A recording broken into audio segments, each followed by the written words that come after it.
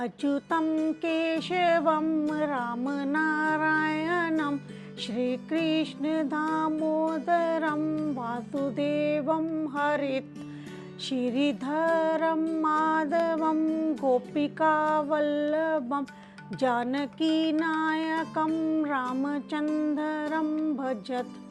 इस श्लोक में भगवान विष्णु जी और कृष्ण जी के विभिन्न नामों का स्मरण करते हुए उनकी स्तुति की गई है। जो विष्णु भगवान जी की स्तुति करता है उनके सभी दुखों का हमेशा नाश होता है और जीवन में हमेशा सकारात्मकता व चेतना बनी रहती है। ईश्वर हमेशा अपने भक्तों की हर मुश्किल से मुश्किल परिस्थितियों में भी उनकी सहायता करने के लिए मौजूद और तत्पर रहते हैं। इस श्लोक में हम सभी लोगों को यह दर्शाया व बताया गया है कि भगवान के अलग अलग नाम व रूप हो सकते हैं, पर इन सब के बावजूद वे एक ही परम शक्ति हैं। पुराणों के अनुसार भगवान विष्णु जी समय समय धरती पर अवतार लेते हैं। जब धरती पर अधर्म बढ़ा तो वे भगवान राम बनकर आए और रावण का अंत कर दिया।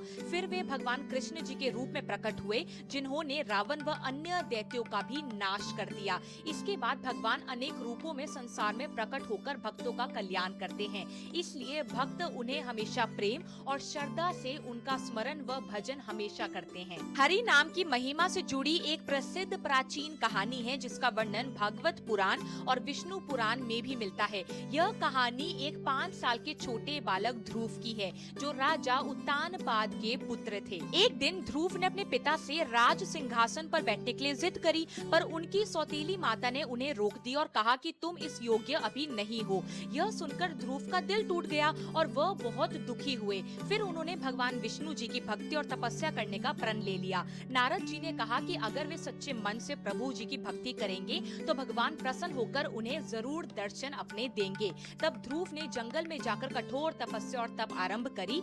उनकी दृढ़ शक्ति और भक्ति और अटल तप के कारण भगवान विष्णु जी स्वयं उनके सामने प्रकट हुए और उनसे वरदान मांगने को कहा। लेकिन ध्रुव ने केवल भक्ति और सेवा का जीवन मांगा। भगवान विष्णु जी ने वरदान दिया कि उनकी भक्ति का हमेशा स्मरण रहेगा पूरे धरती भर में। वे आकाश में ध्रुव तारा के स्थिर रूप में विराजमान होंगे।